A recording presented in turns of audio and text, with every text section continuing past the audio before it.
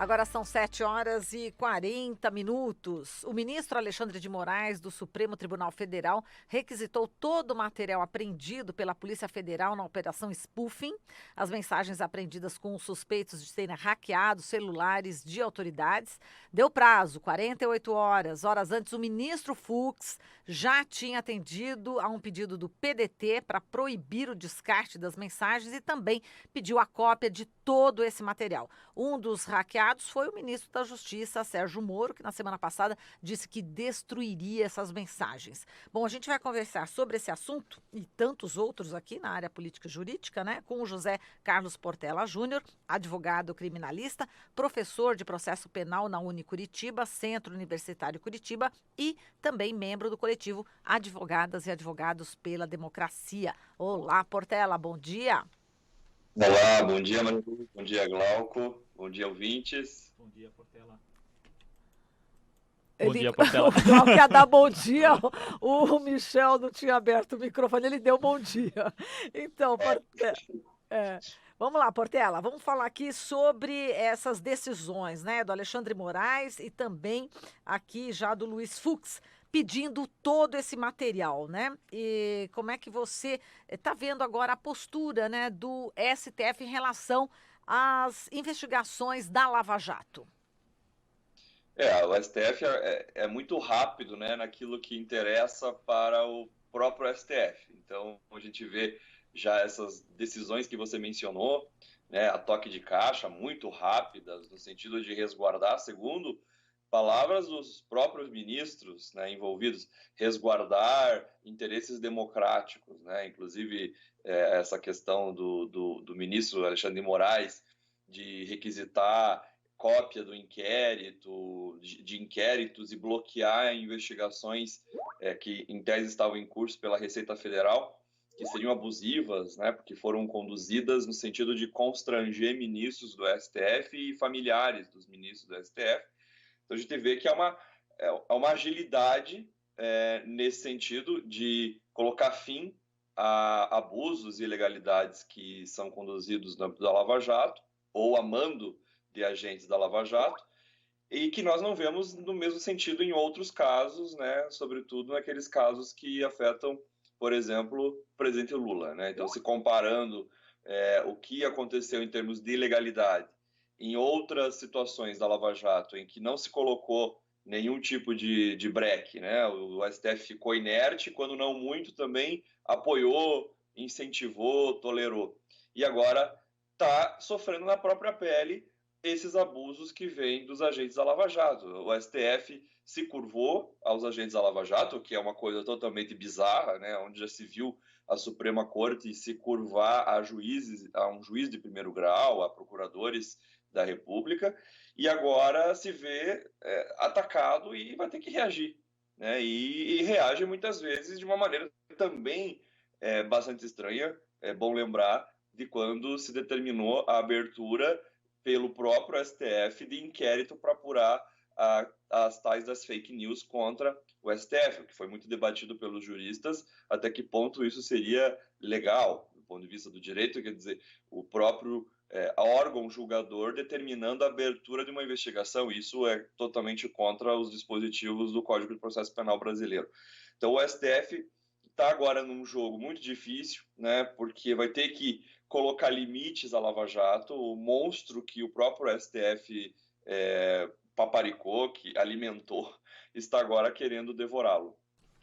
Agora, Portela, essa atitude do STF de requisitar as mensagens, isso aliado à intenção do ministro Sérgio Moro de destruir o conteúdo das mensagens que foi obtido, isso evidencia uma coisa que vai contra a narrativa dos procuradores da Lava Jato e do próprio ministro, de que as mensagens não seriam autênticas ou teriam sido adulteradas. Quer dizer, hoje fica muito difícil alguém chegar e dizer que essas mensagens que estão sendo aí divulgadas pelo Intercept não são verdadeiras. Justamente, essa ação toda que vem da própria Polícia Federal, né, a mando do ministro da Justiça, Sérgio Moro, e como você colocou, essas ações do próprio STF revelam, deixam muito claro que as mensagens são legítimas, né? Cai por terra aquela narrativa de que foram mensagens plantadas, enfim. Então, isso tudo, por um lado, é óbvio que mostra o tipo de pessoas com que nós estamos lidando, que são esses agentes da Lava Jato que não encontram limites no que estão fazendo nas suas atuações, e o Moro, como ministro da Justiça, tem também abusado dos limites, né? Quer dizer, ou seja, não tem respeitado limite legal nenhum, por exemplo, determinando a destruição das mensagens, o que isso é também ilegal, porque isso só poderia ser feito pelo judiciário, e ele não é mais juiz, né? Bom lembrar, ele é ministro da Justiça. E, e também, quer dizer, confirma o conteúdo das mensagens, ainda que por essas ações estranhas e atrapalhadas do ministro da Justiça, mas confirma que essas mensagens são legítimas e que a Lava Jato realmente foi um grande esquema para destruir a democracia no Brasil. E continua fazendo, né? Como mostram os vazamentos, as ações elas não ficaram no passado. Essa história das fake news, de constranger o STF, de agora essa história dos hackers e como a Polícia Federal tem lidado com os hackers, por exemplo, determinando a destruição das mensagens. Quer dizer, a Lava Jato ainda continua agindo de uma maneira muito abusiva e ilimitada, e agora parece o STF está acenando para um possível revide, né? A gente viu declarações do Gilmar Mendes aí nesses dias, muito duras contra o pessoal da Lava Jato, até porque a esposa dele, do Gilmar Mendes, também estava sendo constrangida numa investigação muito estranha pela Receita Federal, que depois se mostrou pelos vazamentos que o Deltan Dallagnol estava por trás disso tudo. Então, isso reforça, né, a legitimidade das mensagens e ainda mostra que a Lava Jato continua agindo mesmo em outros escalões do poder, não só restrito ao Judiciário e à Procuradoria da República, e tem seguido dentro do governo do Bolsonaro, como, por exemplo, dentro da Polícia Federal e do Ministério da Justiça.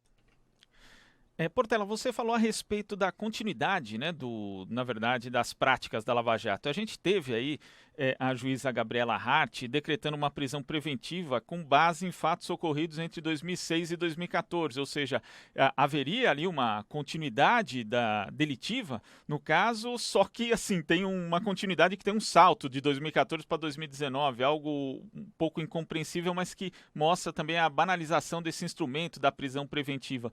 Só que a gente tem esses vazamentos, né, denunciando ali a forma de agir da Lava Jato, e, no entanto, os procuradores, como o Deltan Dallagnol, continuam no cargo. Né?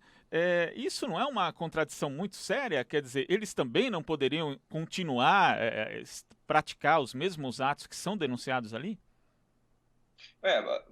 Como não houve correção pelo TRF, e depois, obviamente, a gente sabe por que o TRF não corrigiu esses desmandos, nem pelo STJ e nem pelo STF, outros juízes da Lava Jato continuarão seguindo esse mesmo roteiro, um roteiro que foi, para eles, até agora bem sucedido, ou seja, banaliza-se a prisão preventiva, prende-se de maneira ilegal, como você menciona, força-se uma delação premiada, e depois, pelos vazamentos, nós descobrimos que as delações foram montadas com o juiz, né? Quer dizer, isso também não pode, porque a delação premiada tem que ser homologada pelo juiz, mas o juiz não pode se miscuir nos termos da delação, já preparando o caminho para uma condenação.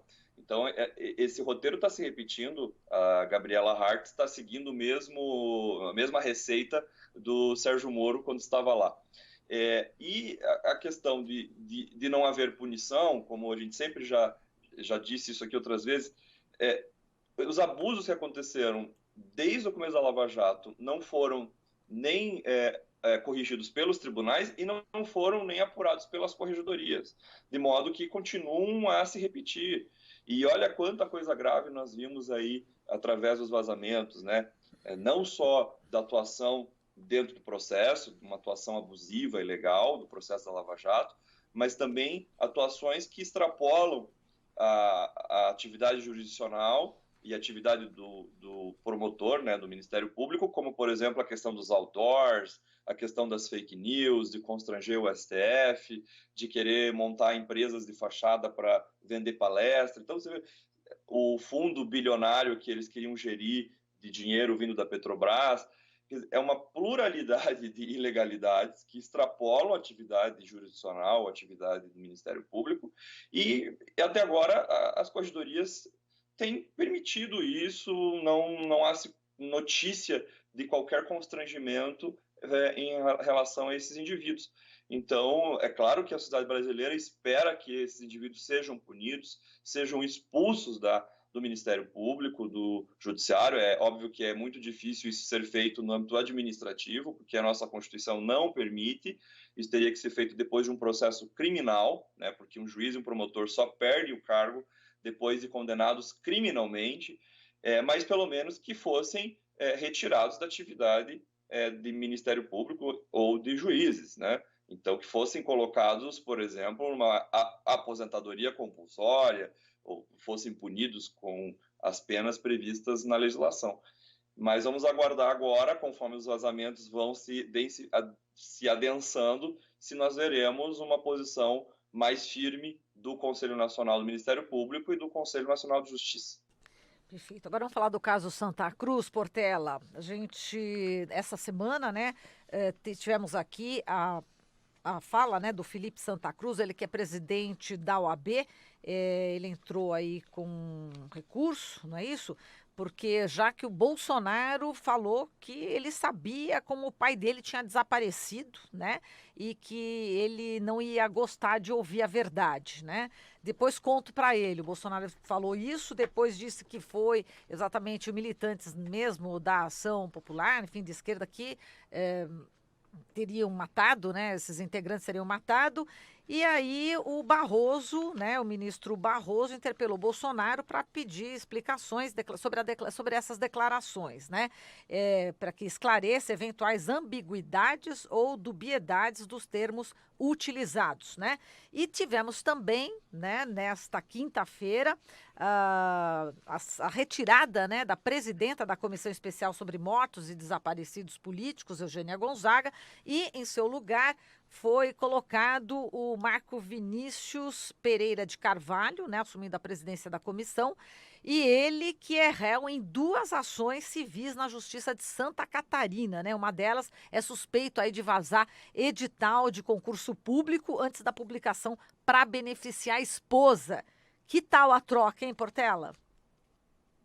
Esse governo, eu já venho falando há muito tempo, é um governo de acelerados, né? É um governo de pessoas que estão nem um pouco interessadas em levar o Brasil a um patamar democrático, civilizado, né? São pessoas com interesses extremamente escusos, interesses privados que querem ocupar o poder, né? E impor uma agenda antipovo e antidemocracia. O que o Bolsonaro falou sobre o pai do presidente da OAB é algo extremamente perigoso, é algo violento, né? Onde já se viu um chefe de Estado se dirigir ao presidente da OAB, que tem uma história pessoal tão dramática que se confunde com a história do Brasil, né? Com a ditadura civil-militar, e dar uma resposta desse tipo. Isso é um ataque ao coração da democracia. E substituir pessoas das comissões de mortos desaparecidos, né? Entre outras declarações que ele já deu no passado, né? Como, por exemplo, quando disse que quem procurava corpo ou ossos de pessoas desaparecidas é cachorro, né? Dizendo que isso não é importante. É um ataque à memória das vítimas da ditadura e um ataque ao povo brasileiro, porque o povo brasileiro sofreu com os crimes da ditadura. O povo brasileiro tem o direito de saber o que aconteceu durante a ditadura civil-militar, quem foram os torturadores, quem foram os assassinos, quem conduziu os crimes contra a humanidade que afetaram a sociedade brasileira.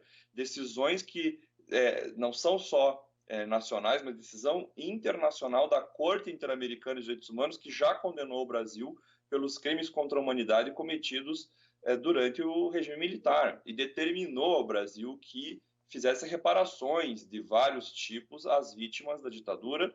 Entre essas reparações, que se determinasse a abertura dos arquivos da ditadura militar e que se buscasse saber onde foram parar os corpos dos desaparecidos. Então, esse essa resposta do Bolsonaro, ela não é uma resposta de uma pessoa que é um doente, né, como tem se dito por aí. Não, é uma pessoa, é um fascista, né? Quer dizer, é uma pessoa que entende que o poder é ilimitado e que pode-se tudo em nome de um projeto de poder, até mesmo extermínio de pessoas, torturar, estuprar, praticar atos atrozes como aqueles que foram cometidos pelos agentes da ditadura civil-militar brasileira. Perfeito, Portela. A gente agradece aqui a sua análise. Um grande abraço para você e bom final de semana. Muito obrigado. Bom fim de semana para vocês também. Obrigada.